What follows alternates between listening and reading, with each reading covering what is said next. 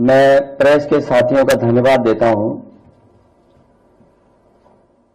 कि इतने सुबह बुलाने पर आप सभी यहां पर आए हैं।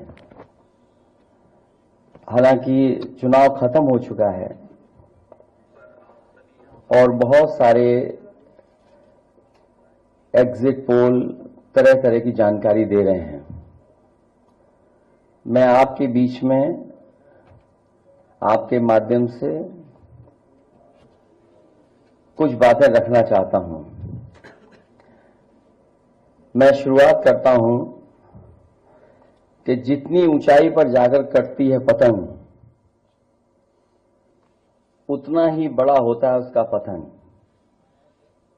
भाजपा कई दोषों के लिए जिम्मेदार है। सामाजिक रूप से भाजपा ने देश में सौहार्द बिगाड़ा, व भाईचारा खत्म किया, जाति के खिलाफ जाति, संप्रदाय के खिलाफ संप्रदाय लड़वाया, संविधान द्वारा दिए गए आरक्षण को साजिशन खत्म करने के लिए बेरोजगारों से छल किया, पेपर लीक कराए, देश के लिए आगे बढ़कर लड़ने वालों की बहन बेटियों के लिए जानबूझकर अपने मंत्रियों से अपशब्द कहलवाए, महिलाओं के प्रति अपराध बढ़ाए, मणिपुर हाथरस महिला पहलवान, पिछड़े दलित अल्पसंख्यक व आदिवासियों पर अत्याचार और सबसे खराब व्यवहार किए जाने के लिए रिकॉर्ड बना। आर्थिक रूप से इलेक्टोरल बॉन्ड का ऐतिहासिक भ्रष्टाचार किया। इलेक्टोरल बॉन्ड के माध्यम से पैसा कमाने के लिए मुनाफाखोरी को बढ़ावा दिया, जिसने महंगाई को बढ़ाया। अपने फायदे के लिए भाजपा ने जनता पर बेताशा महंगाई थोप दी।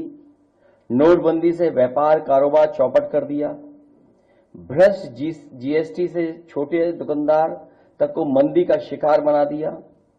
किसानों की जमीन हड़पनी चाहिए, काले कानून लाने चाहे, खाद की बोरी की चोरी की, लाभकारी मूल्य नहीं दिया, 35 सालों की सबसे बड़ी बेरोजगारी में देश को धकेला, महंगाई से गरीब को और गरीब बना दिया, अमीरों के अरबों के लोन माफ किए लेकिन किसानों के ऋण के लिए आत्महत्या के लिए मजबूर किया, ब्याज की दरें घटाकर मध्यम वर्ग की बचत को बेकार कर दिया,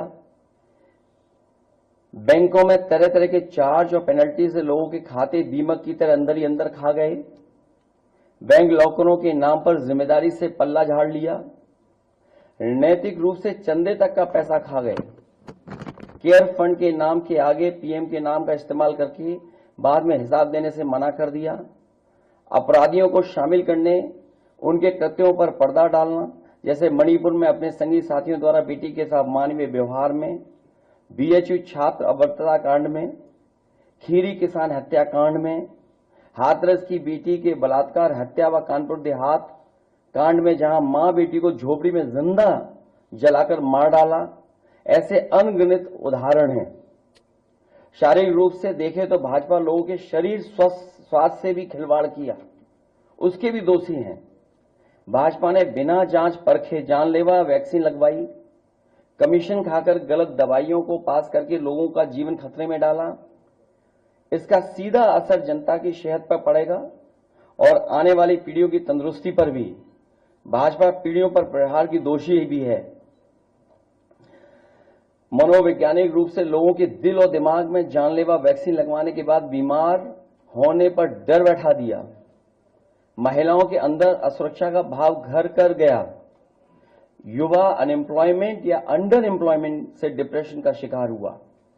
राजनीतिक रूप से चंडीगढ़ के मेयर चुनाव में कैमरे के सामने धांधली की, चुनी हुई सरकारें गिराई, खरीद फरोख्त का नकारात्मक सियासत को जायज ठहराया, पारिवारिक रूप से राजनीतिक फायदे के लिए परिवारों को लड़वा दिया, भाई के खिलाफ भाई को।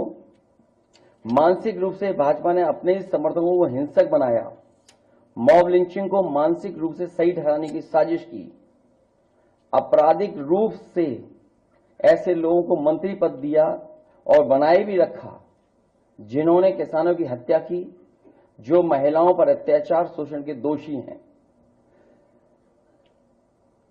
न्यायालय तक में अपने लोग पिछले दरवाजे से सेट किए, न्यायाधीशों से खुलकर एक विचारधारा विशेष के लिए बयान दिलवाए, न्यायाधीशों को राजनीतिक पदों पर लालच देकर कानून तक को अपनी भ्रष्ट सोच से मैला कर दिया।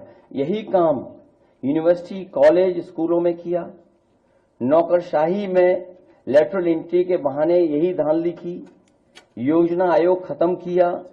ED, CBI, IT, income tax को सरकार बनाने, बचाने और चलाने के लिए इस्तेमाल किया।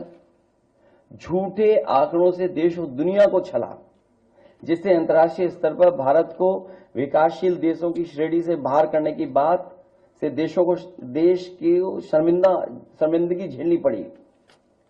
विदेशों में बैठे भारतीयों को अपमान झेलना पड़ा। दुनिया में डंका बजाने की बात करने वालों का ही ढोल पिट गया। विकास व रोजगार के झूठे आंकड़े देकर ठगा। संवैधानिक रूप से संविधान को पहले कमजोर करने पर बदलकर धीरे धीरे खत्म करने की साजिश ही नहीं, अपने लोगों से शरेआम कहलवाया भी। लोकतांत्रिक रूप से जनतंत्र को मनतंत्र में बदलने का दुस्साहस किया। व्यक्ति को व्यवस्था से बड़ा बनाने और बताने का दुष्प्रचार कर लोकतंत्र की भावना का अपमान किया। चुनाव के नतीजों को कुछ भ्रष्ट मीडियाकर्मी और अधिकारियों की मिलीभगत से बदला भी और आगे भी इस चुनावी घपले को जारी रखने का षड्यंत्र रचा। भाजपा ने इन्हीं सब कारणों से देशवासियों की जिंदगी को खतरे में डाल दिया है। साथ ही भाजपा ने अग्निवीर जैसी अल्पकालिक भर्ती, जो देश की सुरक्षा व सीमाओं से समझौता करके देश को खतरे में डाल दिया है। भाजपा का झूठा राष्ट्रवाद, चीन की घुसपैठ से रजांगला मेमोरियल जैसे शहीदों के बलिदान का स्मारक तक नहीं बचा पाए। भाजपा की भ्रष्ट नीतियां बीते कल के लिए नहीं बल्कि भविष्य में भी देश की रक्षा के लिए असमर्थ व अक्षम है। इसलिए जनता इस बार गांधी जी को याद करते हुए करो या मरो की तरह आंदोलित हो गई है और अपने देश के भविष्य बचाने के लिए नया स्वतंत्रता आंदोलन लड़ने के लिए तैयार बैठी है। जनता स्वतंत्रता सेनानियों की तरह बलिदान करने के लिए तैयार है, क्योंकि भाजपा काल में उसका जीवन तो वैसे ही दूभर हो गया है। जनता की सकारात्मक सक्रियता से देश नकारात्मक ताकतों से आजाद होने जा रहा है। देश प्रेमी 140 करोड़ जनता की शक्ति के आगे भ्रष्ट और संकीर्ण सोच के चंद देश विरोधी लोग टिक नहीं सकते। 4 जून 2024 ये तारीख भारत का भविष्य तय करने जा रही है। 4 जून नरेंद्र मोदी हिंदुस्तान के प्रधानमंत्री नहीं रहेंगे।